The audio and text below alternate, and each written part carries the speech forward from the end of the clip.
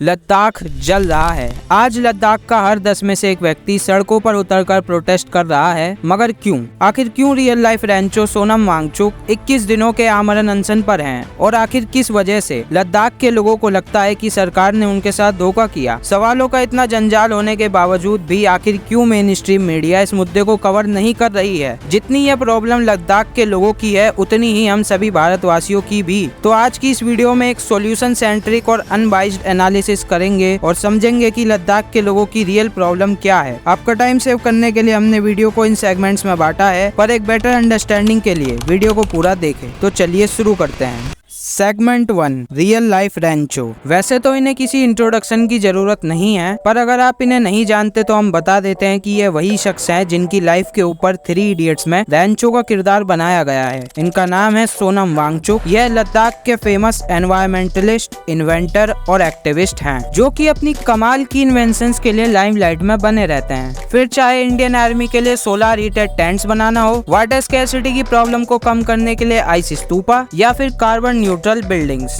इन्हीं इन्वेंशंस के चलते एशिया का नोबेल प्राइज कहे जाने वाले रेमन मैग्नेसिस अवार्ड से भी इन्हें सम्मानित किया गया है। Coming back to the topic, तो आखिर क्यों इतनी बड़ी हस्ती अनशन पर बैठी है? कारण है लद्दाख के लोगों की 4 डिमांड्स। पहला, लद्दाख को कॉन्स्टिट्यूशन के 6th शेड्यूल में डाला जाए। दूसरा, लद्दाख को फुल स्टेटहुड दिया जाए। तीसरा, लद्दाख की तरफ से लोकसभा में टोटल 2 MP दिए जाएं। चौथा, लद्दाख में सिक्योर पब्लिक जॉब्स के लिए एक पब्लिक सर्विस कमीशन बनाया जाए। पर आखिर लद्दाख के लोगों ने सिर्फ इन्हीं 4 चीजों की डिमांड क्यों करी? आइए इसे समझते हैं। Segment 2, fear of Ladakhi people. Ladakh का region environmentally and culturally vulnerable region है, जहाँ 90% ऑफ द पॉपुलेशन ट्राइबल है, जिनका कल्चर हमेशा से रेस्ट ऑफ द इंडिया से अलग रहा है। जब जम्मू एंड कश्मीर से धारा 370 हटाई गई, तब लद्दाख के लोगों ने इसे अपना इंडिपेंडेंस डे कहा था, क्योंकि इन्हें लगता था जम्मू और कश्मीर की कंपैरिजन में लद्दाख को कम वैल्यू दी जाती थी। पर आज एक बार फिर से लद्दाख के लोगों को लगता है उन्हें कम वैल्यू दी जा रही है, जिसकी वजह से आज वे सड़कों पर हैं। यहीं आती है उनकी पहली डिमांड, जो है 6th शेड्यूल। तो आखिर 6th शेड्यूल क्या है? इंडियन कॉन्स्टिट्यूशन के आर्टिकल 244 का क्लॉज 2 6th शेड्यूल की क्रिएशन करता है, जहाँ ट्राइबल एरियाज को कुछ खास पावर दी जाती हैं, जिससे वह अपने रीजन में ADCs और ARCs की क्रिएशन कर सकते हैं, जो उस एरिया के land, forest, marriage loss and local affairs को हैंडल करने की ऑटोनॉमी उन्हें देता है। इन ट्राइबल बॉडीज की परमिशन के बिना कोई भी सेंटर या स्टेट गवर्नमेंट उस रीजन के रिसोर्सेज का यूज नहीं कर सकती। लद्दाख जैसे एनवायरमेंटली सेंसिटिव एरिया को देखते हुए यह मांग जायज भी लगती है। इसके अलावा लद्दाख के लोगों को अपने डेमोक्रेटिक राइट्स के बारे में भी चिंता है। जैसा कि हम जानते हैं, लद्दाख अभी एक यूनियन टेरिटरी है और वहाँ जनता द्वारा चुने गए रिप्रेजेंटेटिव्स की जगह IAS और IPS जैसे ब्यूरोक्रेट सिस्टम चलाते हैं, जो मेनली आउटसाइडर्स होते हैं और लद्दाख के कल्चर एंड ज्योग्राफी के बारे में ठीक से नहीं जानते। तो लद्दाखी जनता की मांग है लद्दाख को स्टेटहुड या फिर union territory with a legislature और लोकसभा में 2 MP दिए जाएं, जिससे वह लोकल लेवल तक अपने रीजन में ऐसे रिप्रेजेंटेटिव इलेक्ट कर सके जो लद्दाख के कल्चर और टेरिन को समझते हो और सेंटर लेवल तक अपनी प्रॉब्लम्स को भी पहुंचा सके। लद्दाख के लोगों की नेक्स्ट डिमांड आती है पब्लिक सर्विस कमीशन के रूप में, जहां 80% गवर्नमेंट जॉब्स में रिजर्वेशन लद्दाखी लोगों को दिया जाए। लद्दाख के लोगों का पर्सपेक्टिव तो आपने समझ लिया। अब देखते हैं गवर्नमेंट्स इन डिमांड्स को ग्रांट करने में क्या प्रॉब्लम्स फेस कर रही है। Segment 3, government step. अभी तक मिनिस्ट्री ऑफ होम अफेयर्स और लद्दाखी सिविल काउंसिल्स के बीच 3 बैठकें हो चुकी हैं, पर इससे कुछ भी सॉल्व नहीं हुआ है। तो आखिर वो क्या प्रॉब्लम्स है जिनकी वजह से गवर्नमेंट इन मांगों को मंजूरी देने के लिए तैयार नहीं है? सबसे पहले बात करते हैं 6th शेड्यूल की। According to government, 6th schedule सिर्फ नॉर्थ ईस्टर्न स्टेट्स के ट्राइबल एरियाज के लिए बनाया गया है और मेनलैंड इंडिया के ट्राइबल एरियाज के लिए 5th शेड्यूल को बनाया गया है। अगर लद्दाख को 6th शेड्यूल ग्रांट कर दिया गया तो मेनलैंड इंडिया की भी कई सारी ट्राइब्स सेम डिमांड के लिए प्रोटेस्ट करने लगेंगी।